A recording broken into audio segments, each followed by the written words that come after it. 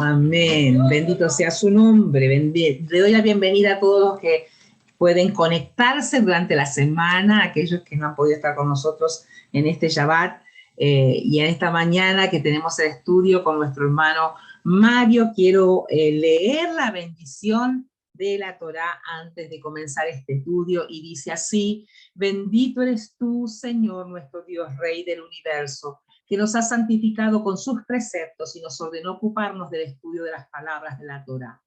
Que las palabras de tu Torá sean agradables en nuestras bocas y las bocas de tu pueblo, la casa de Israel. Y nosotros y nuestros descendientes y los descendientes de nuestros descendientes y los vástagos de tu pueblo, la casa de Israel, seamos todos conocedores de tu nombre y estudiosos de tu Torá por amor a él. Bendito eres tú, Señor, que enseña la Torá a su pueblo Israel. Bendito eres tú, Señor, nuestro Dios, Rey del universo, que nos ha escogido de entre todas las naciones y nos entregó su Torá. Bendito eres tú, Señor, dador de la Torá. Mario. Pues, ¿me escuchan bien? Te escuchamos. Gloria a Dios. Bienvenidos a todos los hermanos que están conectados y una bendición también para todos aquellos que en algún momento verán esta grabación. Le damos gracias al Altísimo por un nuevo Shabbat en que estamos disfrutando en su presencia, en que estamos disfrutando la comunión los unos con los otros a través de sus ruas. Y sobre todo estamos deleitándonos y vamos a deleitarnos ahora en el tesoro más grande que Él nos ha dejado, además de Ruach, que es su palabra. Siempre digo cuánto anhelarían esos grandes profetas del Altísimo que vemos aquí en las Escrituras, haber tenido esta compilación en las manos así tan fácil como la tenemos nosotros. Haber tenido este libro tan maravilloso que es la Biblia, conocida como la Biblia hoy en día, y que es la compilación de la voluntad de Dios para su pueblo. Tan hermoso, todo escrito, inspirado, lleno de tanta sabiduría, de tanto amor, de tanta misericordia de Dios. Y precisamente hoy vamos a estudiar la Parashá, Ki Tetzei,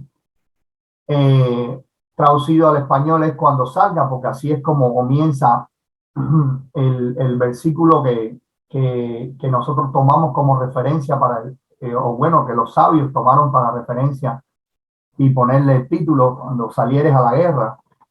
Está en Deuteronomio o Devarim, conocido originalmente como Devarim 21, capítulo 21, versículos del 10 al capítulo 25, versículo 19. Esta es nuestra parashá número 49 y es la número 6 de este libro. Y precisamente, como las cosas que hace el Espíritu, ¿no? Que todo concuerda.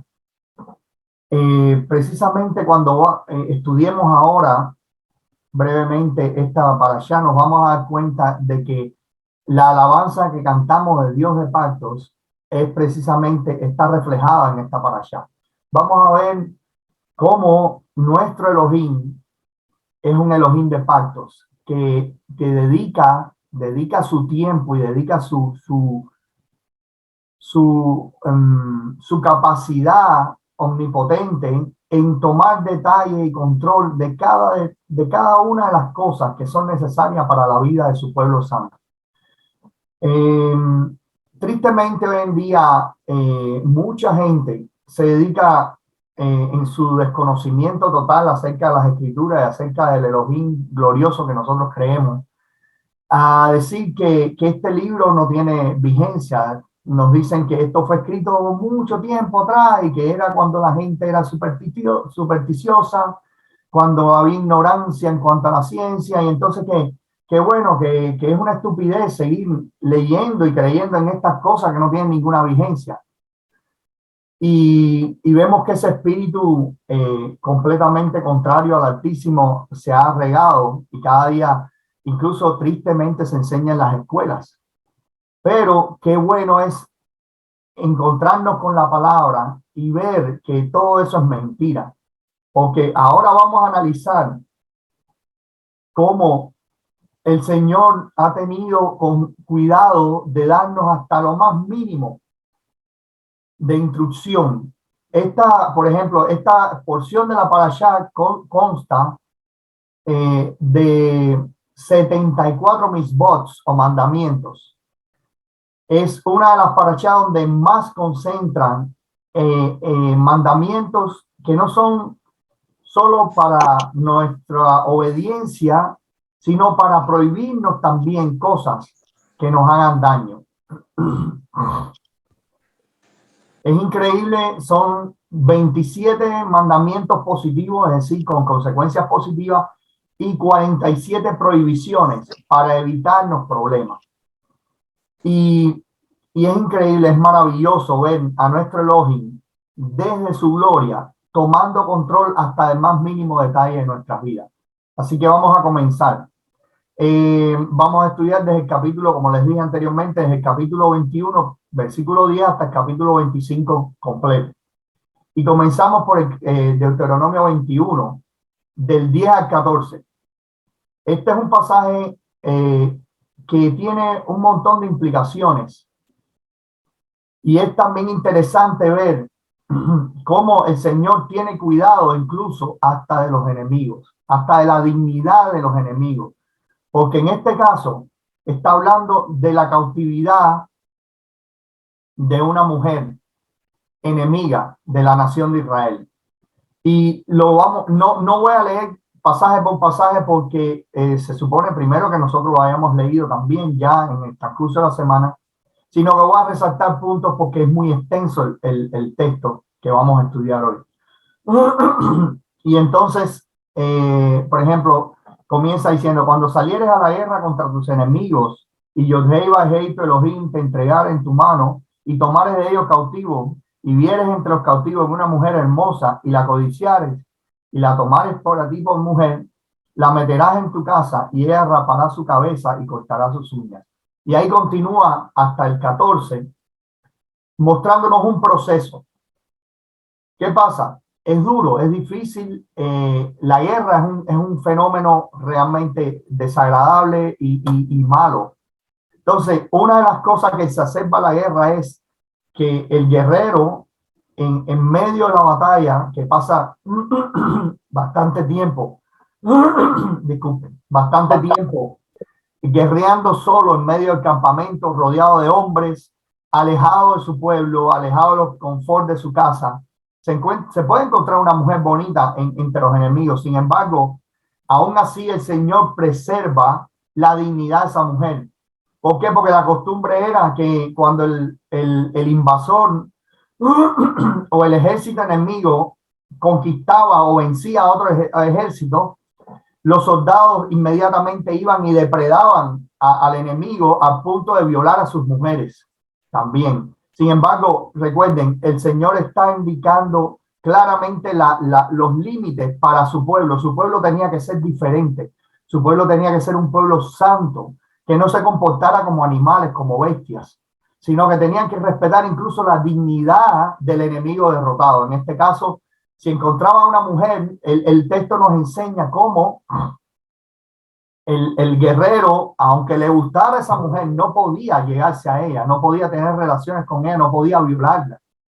Tenía que llevarla a su casa, tenía que ella raparse la cabeza, cortarse las uñas y tenía que obligatoriamente tener un mes de duelo por sus seres queridos que habían partido en el medio de la guerra. Luego era que ese guerrero podía tener relaciones con ella siempre y cuando hiciera un compromiso de tomarla por esposa. Es decir, vemos cómo el Señor está poniendo las pautas claras de que el pueblo de él no era un pueblo de forajidos, sino que si necesariamente tenía que ir a la guerra contra alguien, no era para humillar a esas personas. Tuvieron la guerra, fue necesaria la guerra, pero eso no le daba al pueblo la oportunidad de humillar y de denigrar a ese pueblo que ha sido conquistado. Entonces, hasta en eso el Señor tiene cuidado. Después vemos otro elemento donde el Señor tiene cuidado de la dignidad y la justicia de los hijos.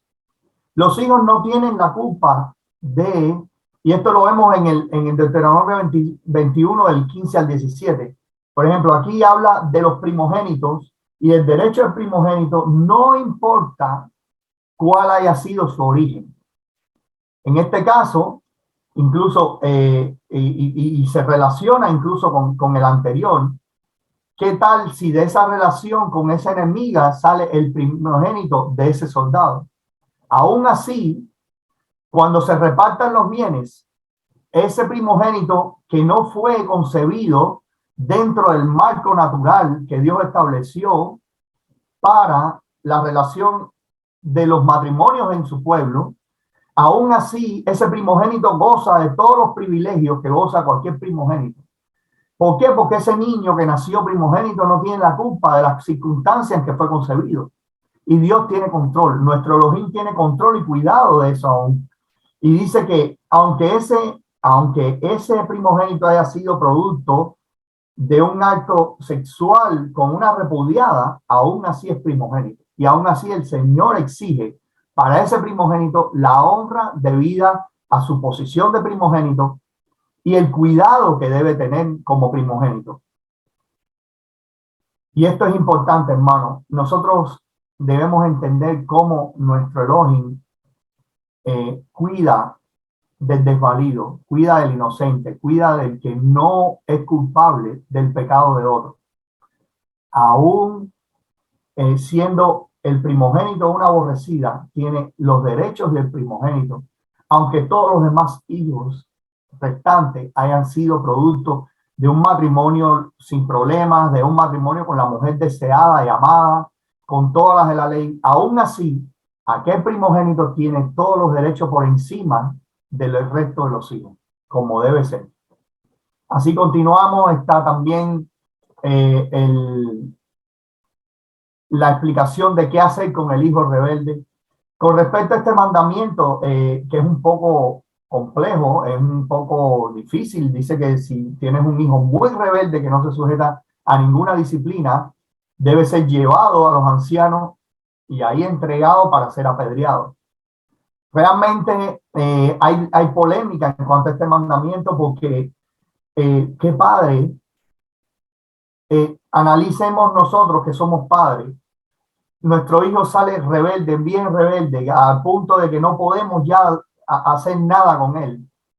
A nosotros mismos nos da vergüenza decirle a otra persona lo rebelde que es nuestro hijo, ya para empezar. Ahora imagínese usted llevar a ese hijo ante el pueblo y decir, mira, no puedo más con él, se rebela contra nosotros, no tenemos cómo ejercer autoridad sobre él en nuestra casa, por tanto, mátenlo. Es duro, es un mandamiento fuerte. Entonces, los eruditos explican que este mandamiento no está dado tanto para ejecutarse. De hecho, hay un récord que dice que, extraoficial, que dice que ese mandamiento nunca fue ejecutado realmente en la nación de Israel. Porque según los eruditos, este mandamiento está ahí para hacer que los padres ejerzan la autoridad desde bien pequeños los niños y como se dice en nuestro argot, se pongan para las cosas desde bien temprano cuando vean que su niño es rebelde, para que no descuiden la educación de sus hijos desde bien pequeño. Si usted como padre se da cuenta que su hijo es rebelde, que su hijo es contumaz, usted debe desde bien pequeño enfocarse en disciplinar a ese hijo. Y a la misma vez, ese mandamiento está puesto para infundir temor en el hijo rebelde, para que él entienda que aún si continúa en esa actitud de rebeldía, que no quiere sujetarse a sus padres, que no quiere guardar el quinto mandamiento, ves, honra a tu padre y a tu madre para que se alarguen tus días sobre la tierra que Jehová te da. Esos niños entiendan que hay una consecuencia bastante mala para esa rebeldía en contra de los padres. Entonces, yo me gusta esa explicación, aunque no es lo que dice la escritura, porque realmente es duro. Imagínese usted que yo como padre tenga que llevar a mi hija delante del pueblo y decir, mira, mátenla porque ya no puedo más con ella. Pónganse en esa situación, es duro.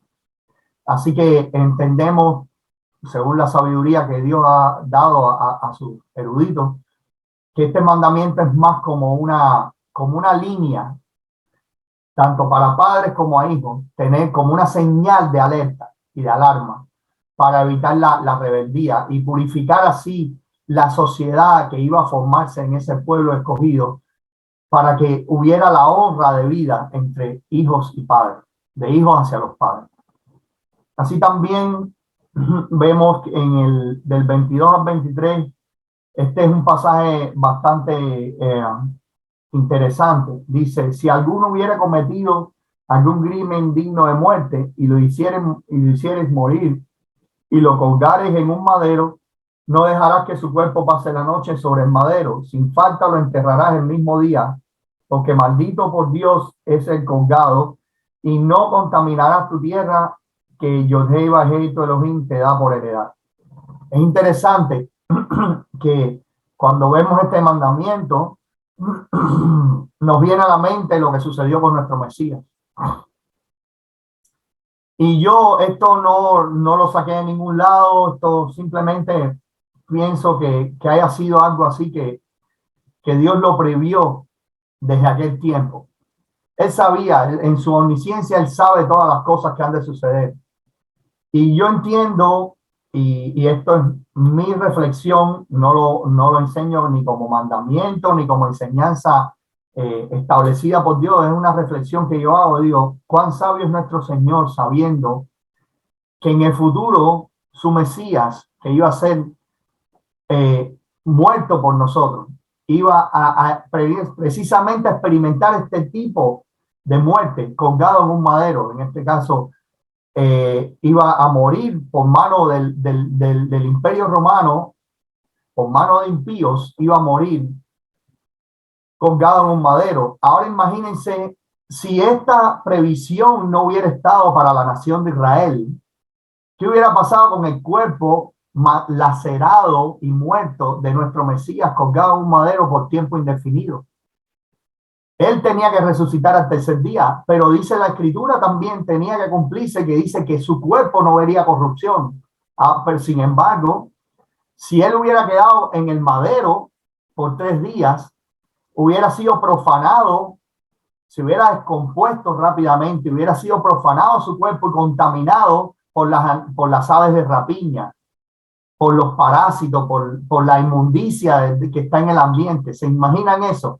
Sin embargo, no hubiera podido cumplirse la escritura que dice que su cuerpo no hubiera visto corrupción, no podía haber corrupción. Entonces, ¿cómo el Señor hasta en esto tiene cuidado? Es una indicación, yo la llamaría una indicación profética, un mandamiento profético para evitar que cuando el Mesías fuera sometido a la muerte, se cumpliera la escritura, que su cuerpo no vería la corrupción.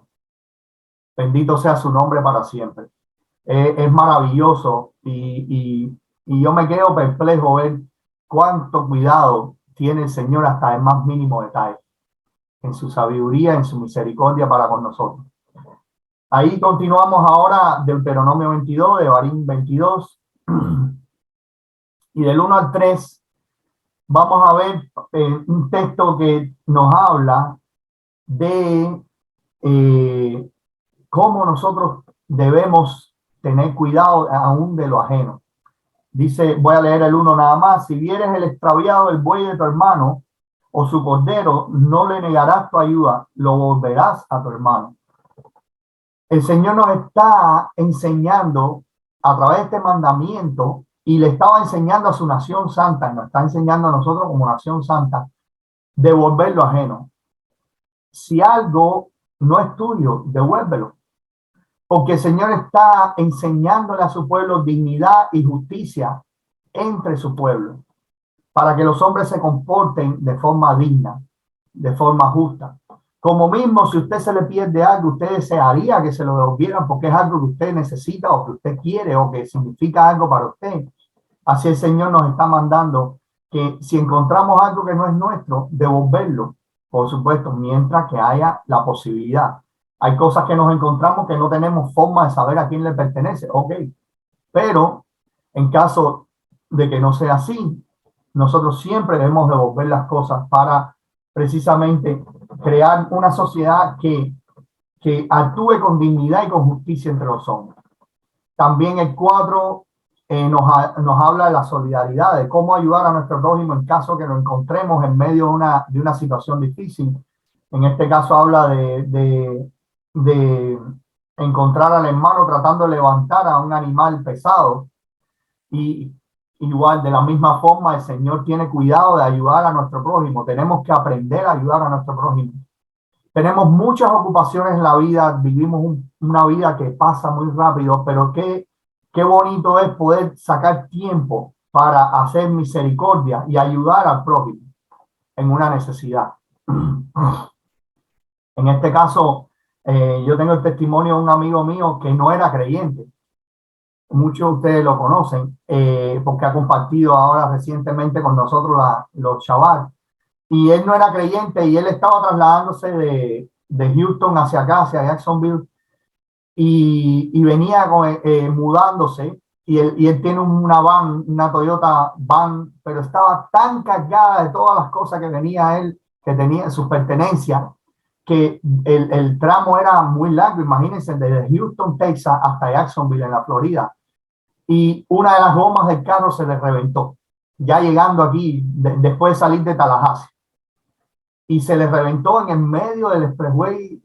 No había nada ni nadie por todo aquello. Imagínense ustedes, la banca cargada de cosas y no había absolutamente nadie por todo aquello. Y él estaba en medio de esa situación, wow, cansado del camino, todo. Y el Señor, en su misericordia, porque tiene que haber sido así, no puede ser de otra forma, vino un carro todo desbaratado, dice que era una camioneta, un pick-up, todo desbaratado, oxidado, que hacía tremendo ruido, se le paró al lado. Y él se quedó así como diciendo, ay, mi madre, lo único que me falta que después de esto me asalten para como estos delincuentes, porque dice que habían dos tipos babúos, rubio así, babúo, todo desgreñado. Y dice, ay, mi madre, ya, lo único que me faltaba, que me asalten en medio de esta nada que estoy aquí. Y se bajaron los dos hombres y le dijeron en inglés, él es cubano, él cuando aquello no sabía casi inglés, y le dijeron, ¿qué te pasó? Y él más o menos ahí en su inglés tratando de comunicarse, y los hombres se dieron cuenta de lo que había pasado. No te preocupes. Sacaron herramientas de su camión desbaratado, le levantaron la camioneta, le cambiaron la goma, le llevaron la goma ponchada, lo llevaron hasta el pueblo más cercano para que le cogieran el ponche a la goma, lo trajeron de vuelta y se la volvieron a instalar. Y él se quedó abismado, él dijo, wow, y ahora no sé cómo agradecerle. Y ellos le dijeron, cuando veas esta misma situación, haz tú lo mismo. ¿Ven? Entonces, dice, él me dice a mí, yo sé, con todo el aspecto desgreñado que tenían, yo sé que eran ángeles de Dios. Porque lo que hicieron por mí, solo Dios lo puede hacer. Entonces, estas son las cosas que nos enseñan a nosotros la misericordia. Son las cosas que Dios nos muestra. Cómo ese mandamiento ahí lo dice, si vieres al asno de tu hermano o su buey caído en el camino, no te apartarás de él, le ayudarás a levantarlo. Es decir, versículo 4 del capítulo 22. Cómo nuestro Señor nos enseña a tener misericordia, a ejercer misericordia y hacerlo en solidaridad con nuestro prójimo. Así también vemos el 5, un mandamiento un poco que le pica a muchos hoy en día, pero que es la forma en que el Señor honra la dignidad del sexo con que Él nos creó. Y es la prohibición del travestismo. Sabemos que hoy en día el travestismo es lo más normal del mundo. Todo el mundo lo ve como, no, ese es un travesti. Sin embargo, es abominación al Altísimo. No importa lo que diga la prensa, no importa lo que diga el gobierno y proclame, no importa lo que el gobierno quiera meterle en la mente a nuestros niños en las escuelas, no importa toda la campaña de mentira y de descrédito a la palabra de Dios que hay hoy en día. El transvesti es visto como algo abominable delante de los ojos del Altísimo. Y nosotros, pueblo del Altísimo, nosotros que nos llamamos Casa de Israel, y nosotros que, y en este caso me refiero a cualquier otro que esté viendo este video y que se hace llamar hijo de Dios, entienda algo. Lo que la palabra dice se va a cumplir ayer, hoy y mañana. Lo que la palabra enseña es enseñanza santa, eterna y perfecta. No importa lo que diga la gente. Si yo soy el único que voy a creer este mandamiento y lo voy a practicar, yo seré el único.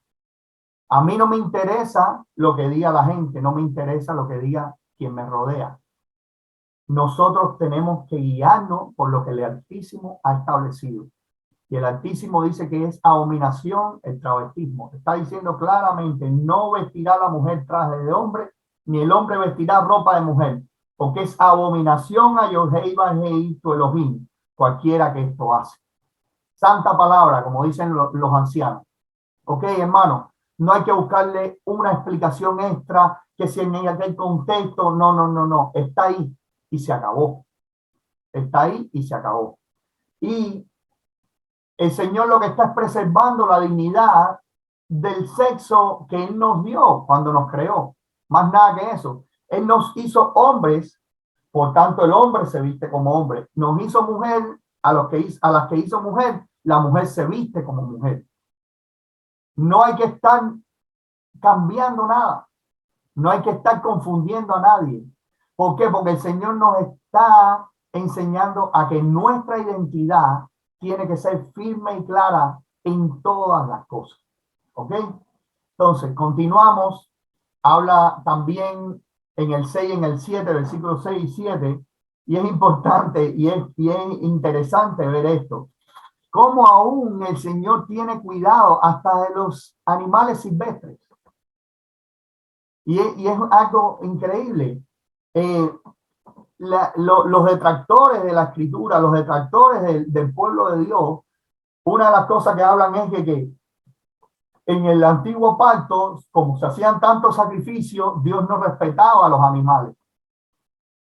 Que como era, Dios había creado a los animales y a la misma vez no los respetaba porque mandaba hacer sacrificios de animales. Sin embargo, aquí vemos un mandamiento que, si usted lo analiza, usted dice, bueno, es intrascendente, pero no, porque aún el Señor tiene cuidado de la dignidad y la justicia con los animalitos indefensos. Y miren esto que interesante, dice, cuando encuentres en el camino algún nido de ave en cualquier árbol o sobre la tierra con pollos o huevos, y la madre echada sobre los pollos o sobre los huevos, no tomarás la madre con los hijos.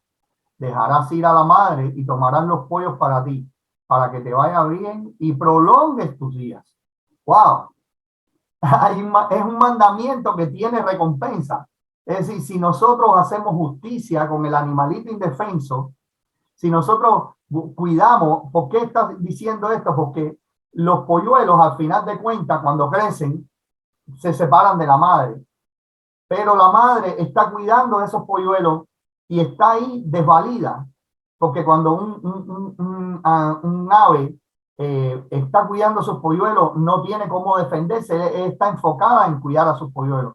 Y dice el Señor que no le hagamos daño a la madre, simplemente la dejemos libre y nos tomemos los polluelos. ¿Para qué? Para hacer cría, para lo que sea, pero no dañar a la madre que tuvo esos polluelos. Es decir, cosas así tan lindas que nos damos cuenta que nuestro Elohim cuida de su creación hasta en el más mínimo detalle.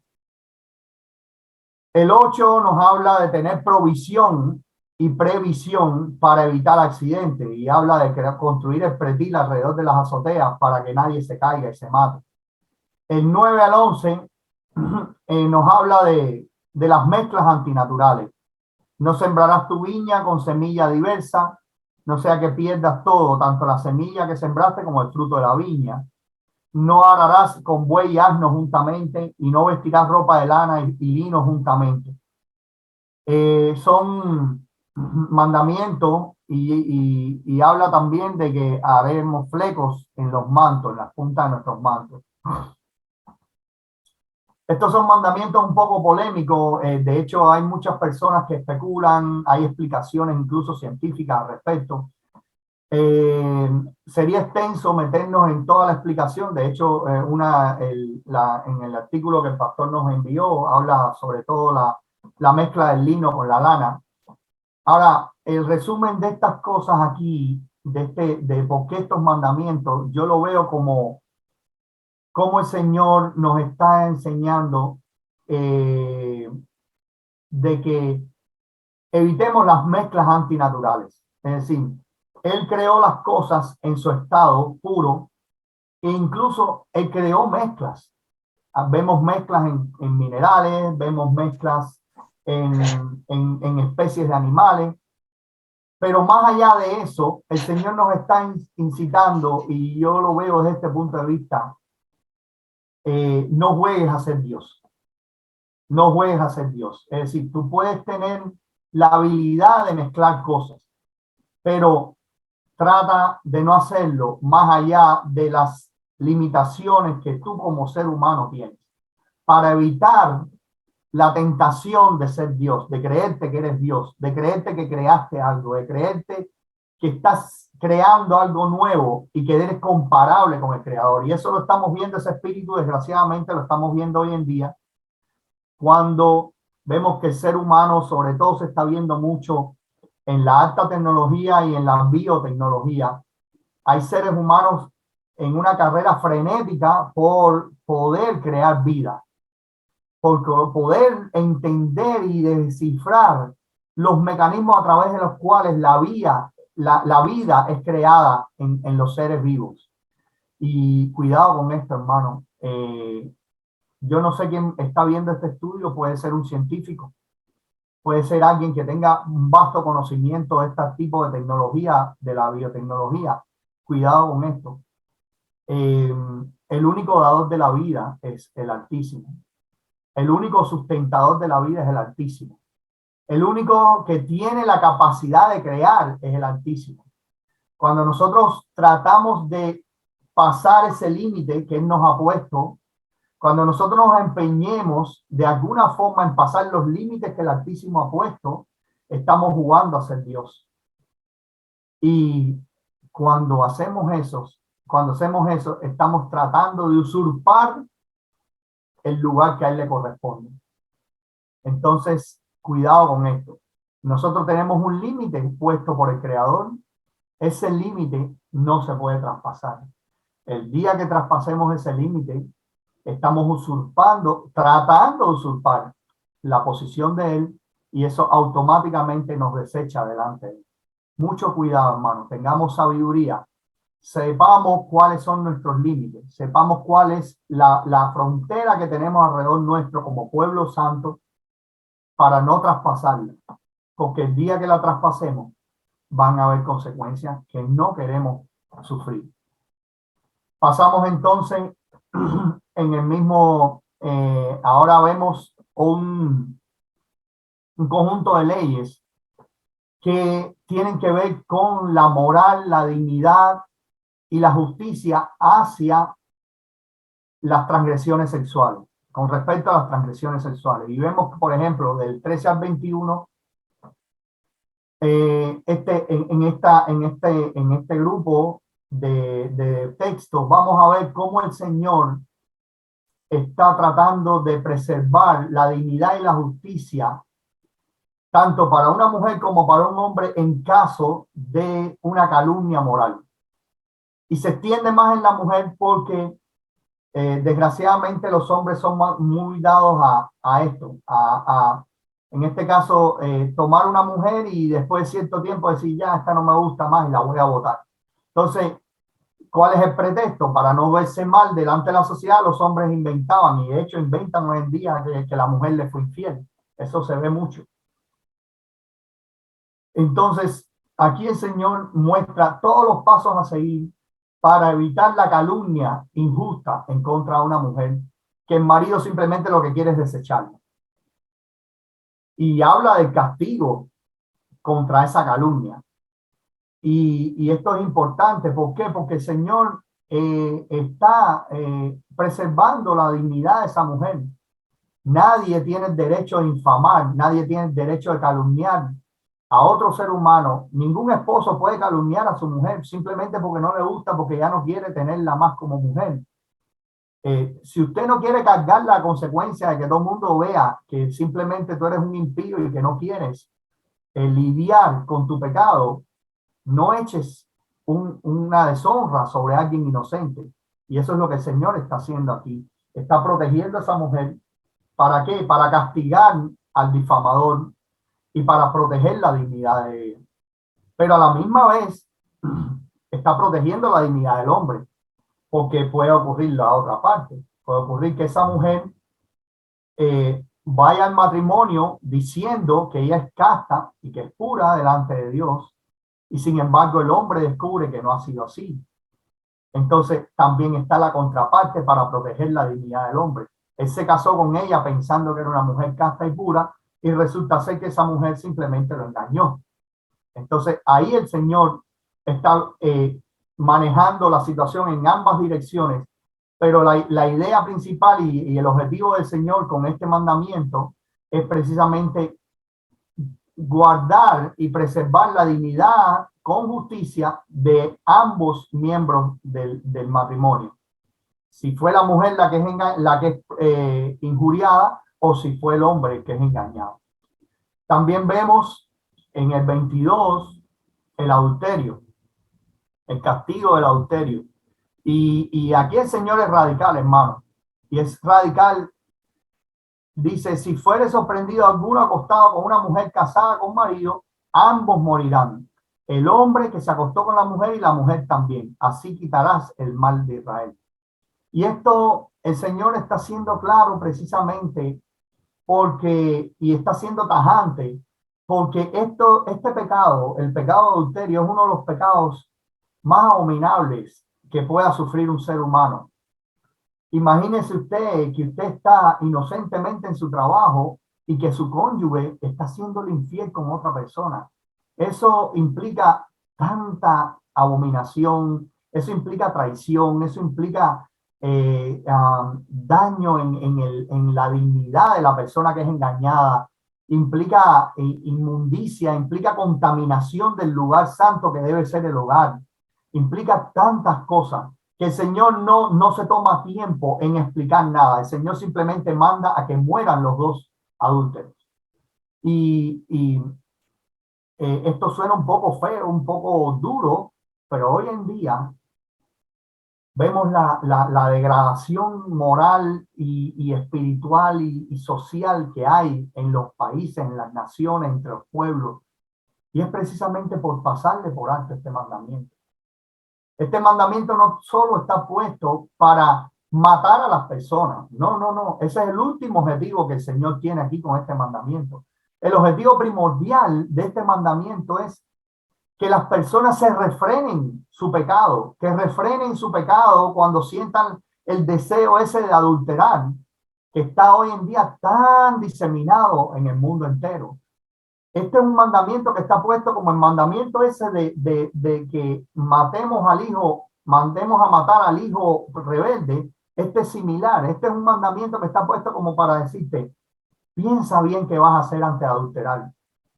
Es preferible que te refrenes antes que llegues a derramar una contaminación tan grande en ti, en la otra persona y en los hogares que están involucrados.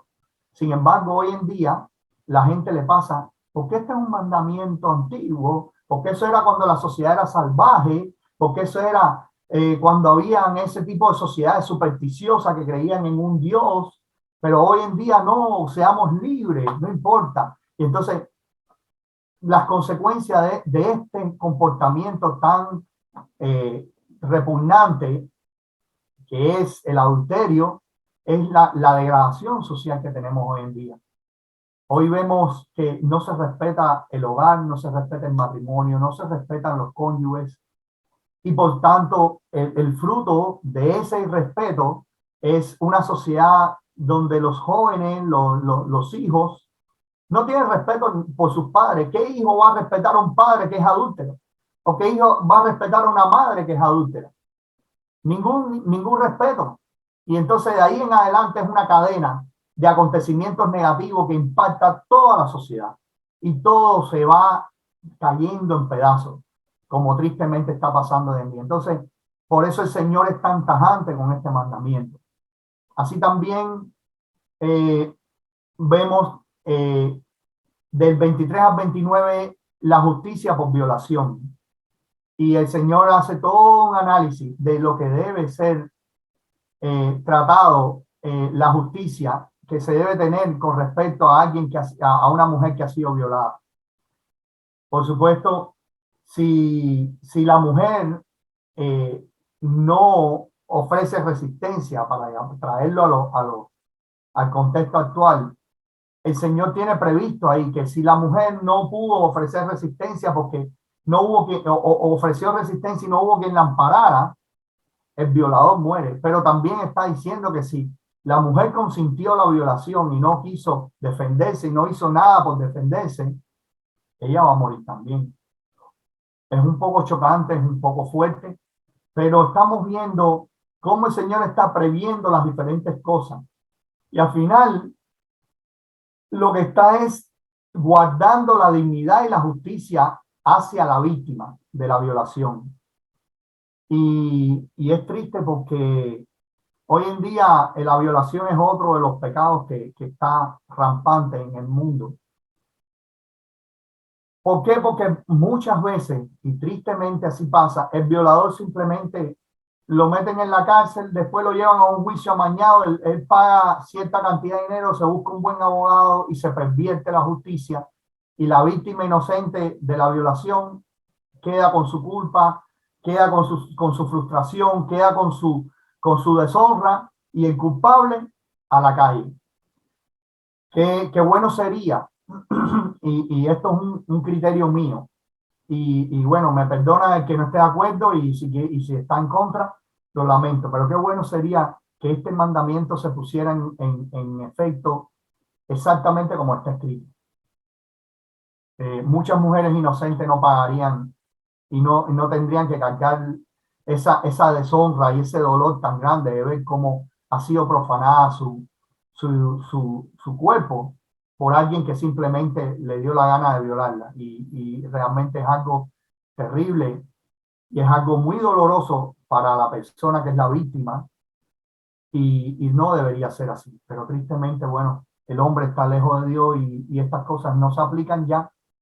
Estos mandamientos no se guardan, no se aplican y la sociedad está tan destruida como está. Ahora pasamos a mandamientos diversos, ¿no? En el capítulo 23, disculpen, antes de terminar el 22, el último, el 30, el versículo 30, habla de no deshonrar a los padres, en este caso al padre, y nos prohíbe las relaciones sexuales incestuosas por ejemplo, de no tomar a la mujer del padre ni profanar el lecho del padre. Y bueno, está de más explicar este tipo de mandamientos. Si es abominación el adulterio, peor aún es el adulterio con la cónyuge de un padre. Es decir, es una cosa realmente tan abominable que prefiero ni hablar de eso. Entonces, el Señor de todas maneras nos los pone ahí para hacernos notar que no sentamos ni la tentación de hacer algo así. En el 23, bueno, hay leyes diversas. Hay los dos primeros versículos realmente son un poco chocantes, un poco, no sé ni cómo llamarle. No entrará en la congregación de Yodhei Bajei el que tenga magullado los testículos o amputado el miembro viril. Imagínense ustedes, no me pregunten, no sé explicar este pasaje. Se lo dejo al Altísimo. Si Él lo puso, amén. No entiendo, no comprendo, no sé explicarlo, pero ahí está y debe ser respetado. El otro igual, no entrará bastardo a la congregación de Yodhei Bajei ni hasta la 10ª generación. El hijo bastardo, igual yo digo, bueno, ¿qué culpa tiene ser un hijo bastardo? sin embargo el Señor lo excluye de la congregación. ¿Por qué lo hace el Señor? Yo entiendo que puede ser por una cuestión de mantener pura la integridad de la familia dentro de su pueblo, pero más allá de eso no entiendo el por qué. Habrá algún... El Señor sabe por qué hace las cosas. Él es sabio, infinitamente sabio, y si Él lo pone ahí, igual, aunque no lo entienda, lo debo obedecer y lo tengo que obedecer y aceptar. Después habla de, bueno, ya de la exclusión de los edomitas y los egipcios, perdón, de los moabitas y los amonitas, de la congregación para siempre. Sabemos la historia de qué pasó cuando Moab y Amón se encontraron con Israel, que venía saliendo de la cautividad de Egipto. Sabemos que ellos simplemente no tuvieron misericordia con Israel. Así que el Señor tampoco va a tener misericordia. Y esto es importante entender. Cuando alguien ataca al pueblo de Dios, cuando alguien se levanta en contra de la nación santa, el Señor toma control de eso y Él toma acción al respecto. Entonces, eso es lo que vemos aquí que está reflejándose. Como mismo también el Señor tiene agradecimiento y misericordia por esos pueblos que ayudan a la nación santa. Y en este caso, la exclusión de los edomitas y los egipcios, en el versículo 7 y 8, es nada más hasta la tercera generación. ¿Por qué? Porque el Señor lo que está es haciendo un periodo donde los descendientes, tanto de Edom como de Egipto, que quieren insertarse a la nación, deben limpiarse de todas aquellas tradiciones y costumbres que practicaban en sus pueblos. Es como un proceso de transición entre salir de un pueblo pagano e injertarte ahora en el pueblo santo. Y de cierta forma el Señor lo que está es agradeciendo y teniendo misericordia de estas naciones que ayudaron a Israel, pero a la misma vez poniéndole un límite para descontaminarse antes de integrarse a la nación. Después vemos entonces del 9 al 14, son una serie de versículos donde el Señor le da indicaciones a la nación, sobre todo en la vida nómada y en las campañas de guerra, de que mantengan la limpieza y las leyes de sanidad que permitan que el campamento se mantenga limpio y se mantenga descontaminado. Sabemos que la vida de nómadas y la vida en medio de una campaña de guerra no es fácil, no están las condiciones creadas por mantener la limpieza y la salubridad necesaria. Y es por eso que el Señor pone estas provisiones para evitar que se propaguen las enfermedades y las contaminaciones entre el pueblo en el medio del campamento, pero a la vez, recuerden, este campamento de la nación santa, la nación que el Altísimo liberó, pero que el Altísimo se mueve en medio de ella. Entonces, nuestro Elohim es un Elohim santo, puro, limpio, inmarcesible, sin pecado, sin contaminación. Entonces, Él no va a manifestarse y no va a moverse en medio de un campamento lleno de inmundicia, lleno de desechos humanos, lleno de suciedad y de mugre. Él exige un entorno limpio y santo, como así nosotros debemos comportarnos y debemos vivir. No se concibe un hijo de Dios que ande sucio, que ande desaliñado, que ande desarreglado, que ande con malos olores, aunque en ciertas circunstancias pueda suceder. Pero mientras esté en nuestra mano mantener la limpieza y mantenernos la integridad física nuestra, debemos hacerlo porque nosotros representamos a un Elohim que es santo y que es puro. Después vemos entonces un mandamiento de misericordia que respeta la dignidad y la justicia aún hasta los esclavos. Y está en el versículo 15 y 16 del capítulo 23, como el Señor tiene en cuenta la dignidad aún de un esclavo. Ahí en muchas versiones se traduce la palabra siervo, pero ahí está hablando de los esclavos. La palabra original es esclavo. Y está hablando como si un esclavo huye de su amo y se refugia en tu propiedad, que tú tengas cuidado de él y no lo devuelvas a su amo. Nada más piensa en algo, hermano, cuán indigna y cuán difícil es la situación de un esclavo. ya de un esclavo en per se, su situación es indigna, es una situación humillante. Ahora imagínese usted si aparte de eso es maltratado, es humillado por su amo. Entonces, cuando ese esclavo huye, el Señor lo que nos está diciendo es, mira, si él huyó de alguien, es porque ya su situación era insostenible en ese lugar. No lo devuelva a esa situación. Ten misericordia. Actúa con misericordia. Sabemos que hoy en día, gracias al Altísimo y a que la sociedad en ese caso ha tenido un avance, la esclavitud está abolida, no hay esclavitud, y eso particularmente yo creo que es algo, es una de las pocas cosas que se pueden tomar como un logro de la vida de los humanos en este mundo hoy en día. Pero vemos que en aquel tiempo no, en aquel tiempo la esclavitud era algo normal y el Señor estaba preservando aún a los esclavos. Después vemos vemos entonces en los capítulos, en los versículos 17 al 18, cómo el Señor es clave, es tajante, y quiero hacer énfasis aquí, dice, no haya ramera entre las hijas de Israel, ni haya sodomita entre los hijos de Israel. No traerá la paga de una ramera, ni el precio de un perro a la casa de Yod-Heh tu Elohim, por ningún voto, porque abominación es a Yod-Heh tu Elohim, tanto lo uno como lo otro. Y aquí, hermano, vamos a hacer un paréntesis. Tiene que ver exactamente con lo mismo que estábamos hablando anteriormente en los casos de inmoralidad sexual. Para Dios, para el Altísimo, no puede, no, él no acepta a una ramera. No la acepta.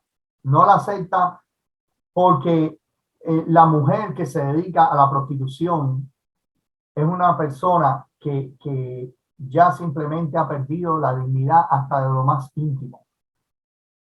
Y tristemente, hoy en día, ya no solo son las mujeres, ahora los hombres también se prostituyen. Es decir, es algo, es la abominación más allá. Y el Señor está claro, dice que no solo que no lo hagas, sino que ni siquiera aceptes que esas personas vengan a ofrendar a Dios. Pero también habla de los sodomitas, y sabemos los sodomitas en la palabra de Dios, cada vez que se habla de sodomia, se está hablando del homosexualismo. Es lo mismo.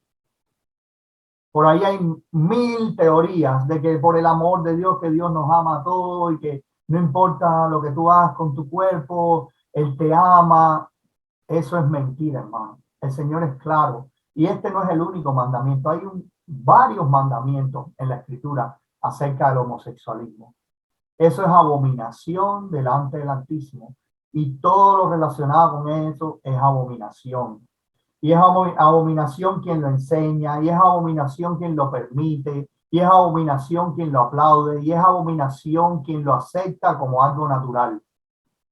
Cualquier cosa relacionada con la inmoralidad sexual es abominación delante del Señor, por la sencilla razón de que el Señor está preservando la integridad moral y la santidad de su pueblo. Por tanto, Él no puede aceptar semejantes cosas. No las puede aceptar. Porque Él es santo, Él es puro. Y Él nos creó a nosotros, hombre y mujer. Al hombre le dio una capacidad sexual, a la mujer le dio otra, para que en el santo marco del matrimonio y en el puro marco del hogar se hagan las relaciones sexuales, única y exclusivamente entre un hombre y una mujer. That's it.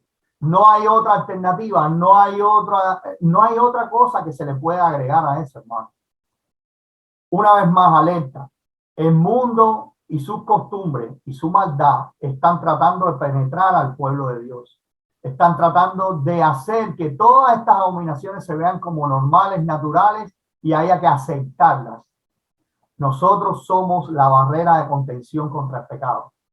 Si nosotros no entendemos esta verdad y no nos paramos firmes en la brecha, como dice la Escritura, nosotros simplemente vamos tristemente a ver lo que hoy en día se está viendo, que en iglesias donde hay pueblo de Dios, está el anatema, la contaminación sexual adentro de esas iglesias, y vemos pervertidos, homosexualismo, incluso prostitución velada dentro de la congregación, que se supone que sea una congregación que guarde santidad delante del Altísimo.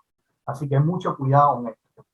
Después entonces vemos del 19 al 20 la usura, el caso de los intereses de los préstamos, cómo el Señor lo acepta cuando nosotros hacemos negocio con alguien fuera del pueblo de Dios, pero dentro del pueblo de Dios el Señor prohíbe la usura, prohíbe cobrar intereses a los préstamos. ¿Por qué? Porque el Señor está preservando económicamente a su nación, económicamente a su pueblo. Y Dios quiere que haya un trato justo a la necesidad de sus hijos entre ellos. Es decir, si mi hermano tiene necesidad, yo no tengo por qué ser usurero con mi hermano, el cual viene a mí pidiendo misericordia. Y eso es lo que Dios está en nuestro login, está guardando y preservando aquí. Después hay votos y promesas en el 21 al 23. Y el Altísimo aquí nos está hablando claramente: si no vas a cumplir, no prometas. Mejor quédate callado. Y nos recuerda lo que nuestro maestro Yeshua nos enseñó: no jures por nada, sino que vuestro sí sea sí, vuestro no sea no, porque mayor que eso de mal procede. Y nosotros tenemos que estar claros, hermanos. Venimos por costumbre: te lo juro por mi madre que esto no va a pasar, y esto y lo otro. No. Si usted promete algo, cúmplalo.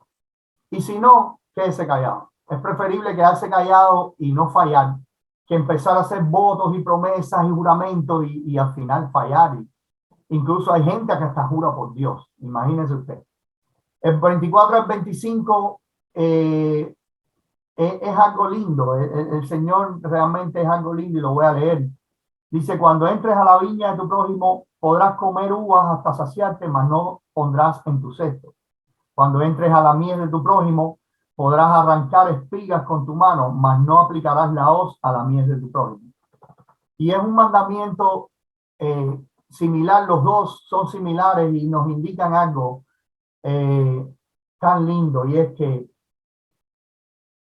aunque tengamos necesidad, hermano, nosotros tenemos la autorización por parte del Altísimo de tomar lo necesario para sobrevivir, pero no abusar de la misericordia ni abusar de la compasión de nuestro prójimo.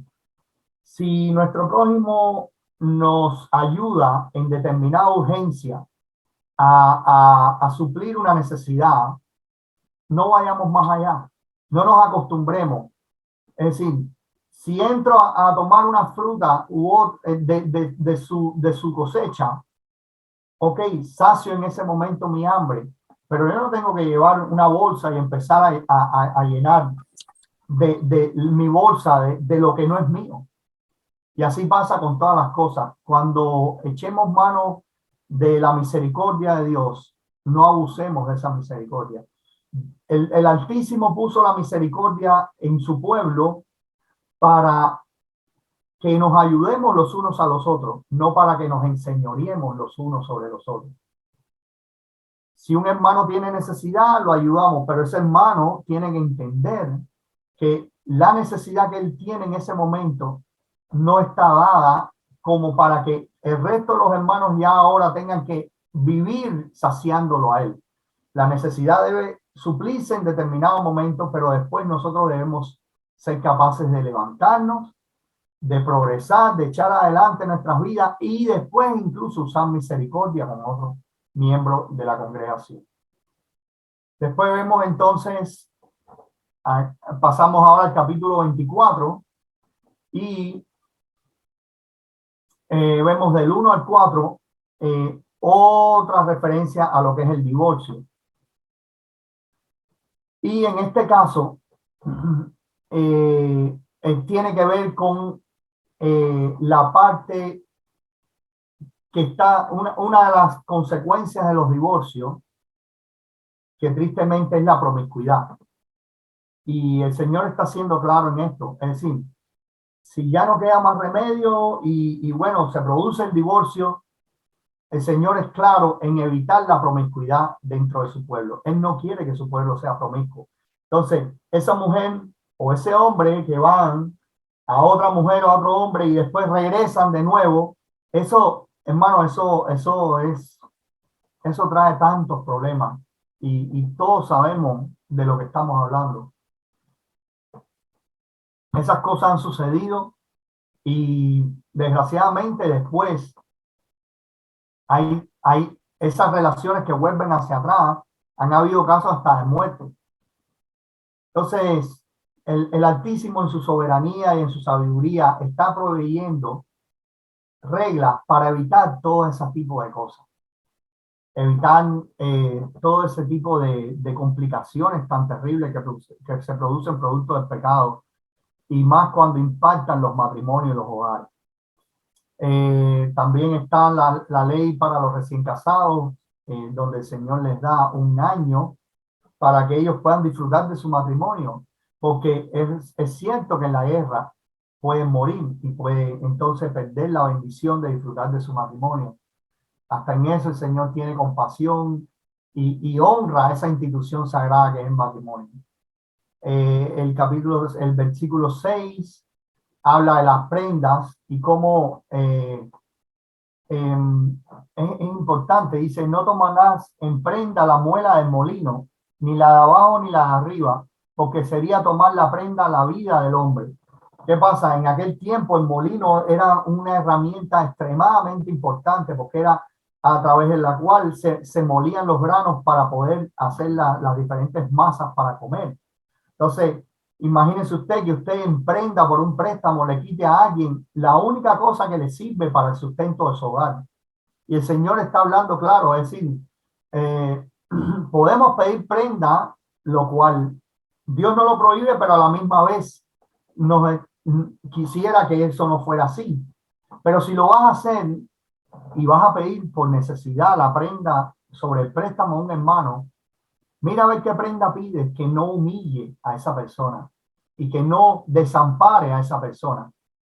Y eso es lo que el Señor está previendo aquí. También habla del secuestro y habla claramente de cómo debe ser castigado el secuestro. Y es abominación al Señor. Lo dice claramente, morirá el tal ladrón y quitarás el mal de en medio de ti. Es decir, no hay compasión. Nadie tiene ningún derecho a secuestrar a nadie. Por tanto, la pena de eso es la muerte. Después habla de la lepra y nos hace referencia a cómo preservar y cómo tratar la lepra dentro del campamento de nuevo y nos remite a todo lo que ya les fue dado a los levitas que se encargarían de tratar con estas cosas. Igual está buscando, el Señor está guardando la sanidad dentro de su pueblo. Después habla de la prenda de nuevo, como al tomar prenda siempre tener en cuenta la dignidad de tu prójimo y no humillarlo. Después habla del pago del jornalero, de las leyes justas hacia todos y de la misericordia a los necesitados. Es decir, desde el capítulo, desde el versículo 10 hasta el 22, que es el final del capítulo 24, vamos a ver ahí mandamientos que son todos encaminados a preservar la necesidad y la dignidad, perdón, a preservar la dignidad y la justicia de los necesitados. El Señor hace mucho énfasis, tanto en la persona que trabaja, como en el que pide prestado, como en la persona que está sin amparo. Debemos usar misericordia y debemos sobre todo tratar con dignidad a esas personas por la sencilla razón de que, hermano, que nosotros tengamos una buena posición económica, que nosotros tengamos una vida digna, no nos da ningún derecho a creernos superiores a nadie. Nuestro prójimo es nuestro prójimo y debemos amarlo, honrarlo y respetarlo y tener misericordia. No importa cuál sea nuestra posición y no importa cuál sea nuestra nuestra actitud en comparación con nuestro prójimo. Nuestro prójimo es nuestro prójimo y merece la honra y la dignidad como la merecemos nosotros. Entonces, después ya vemos el 25 donde también hay igual un montón de leyes, un grupo de leyes que son sobre todo más bien en cuanto a las relaciones dentro de la sociedad. En este caso, vemos cómo administrar justicia, que incluso aunque el culpable merezca la justicia, tampoco es humillarlo, sino corregirlo. Y nos habla de esto aquí del 1 al 3, en el 25, en el 4, nos habla incluso la dignidad de los animales que se usan como labrados, como en el caso del buey, no ponerle un bozal, o el caballo, no ponerle un bozal, para que pueda comer mientras trabaja. Son bestias del campo, pero igual necesitan cierta dignidad y cierto trato. Y también el de 5 al 10 nos habla de una costumbre que en aquella época era necesaria para la nación. Hoy en día incluso eso se vería mal, pero está aquí como mandamiento, y es el asunto de que si dos hermanos, uno de ellos muere y la viuda de ese no tenía descendencia, el otro hermano debe procurarle descendencia a la viuda. Imagínense ustedes, hoy en día eso se vería eh, complicado e incluso hasta ilegal o visto como inmoral en nuestra sociedad. Sin embargo, aquí el Señor está preservando la dignidad de la viuda, el amparo de esa viuda, y sobre todo darle una digna descendencia para que esa viuda no se sienta como desdeñada, despreciada, y pueda tener aunque sea hijos. Y pone esa responsabilidad precisamente en el cuñado, porque también el Señor está tratando de darle una provisión de descendencia a esa familia.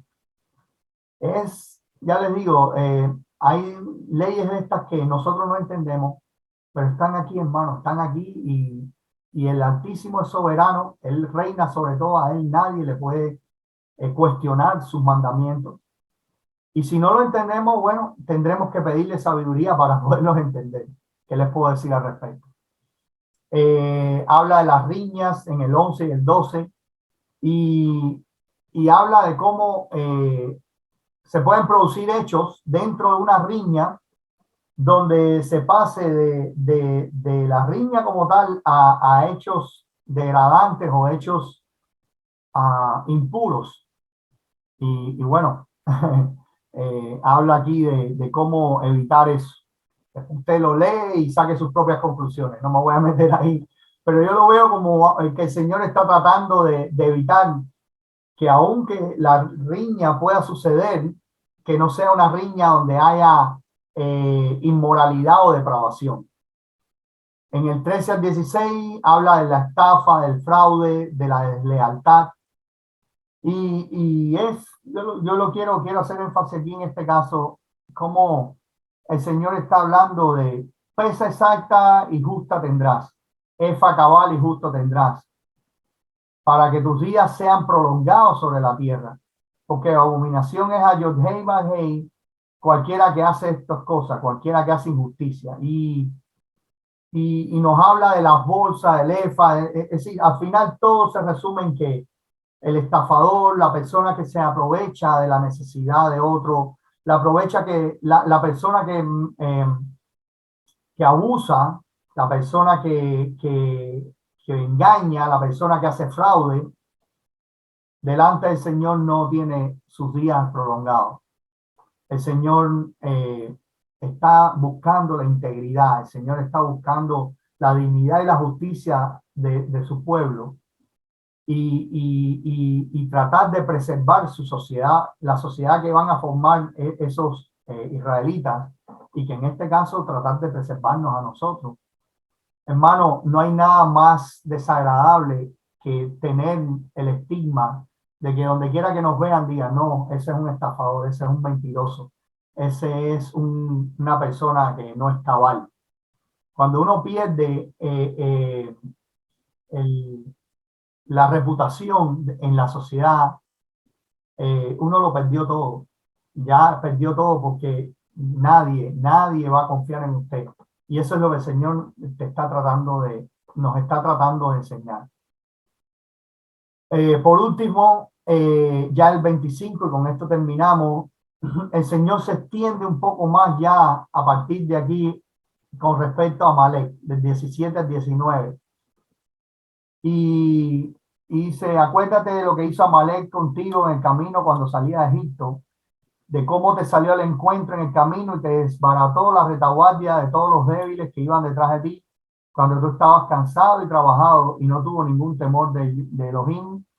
Por tanto, cuando Yahvé bajé te dé descanso de todos tus enemigos, borrarás a Amalek de debajo del cielo.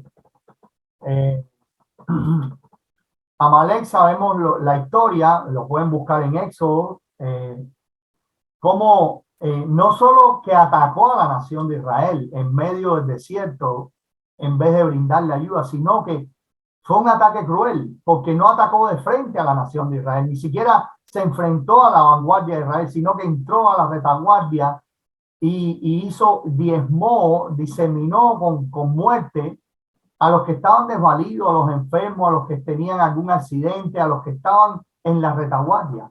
Es decir, es un acto cobarde, fue algo que no tenía ningún sentido. Ahora, ¿quién es Amalek? Vemos en Génesis, capítulo 36, que Amalek es un descendiente de Saúl.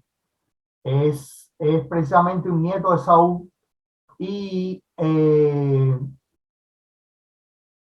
vemos cómo desde aquel entonces, cuando Esaú se levanta contra Jacob, que Jacob tiene que huir, producto de haberle robado la primogenitura a Esaú, primogenitura la cual Esaú desechó. A partir de ahí, dicen los eruditos, y lo vemos hoy en día en la historia, cómo el espíritu de Amalek se ha mantenido vivo en esos pueblos alrededor de la Nación Santa. Y no solo alrededor de la Nación Santa, sino incluso a donde la Nación Santa ha ido, vemos cómo a lo largo de la historia el espíritu de Amalek se ha levantado y se han levantado muchos en contra de la nación de Israel.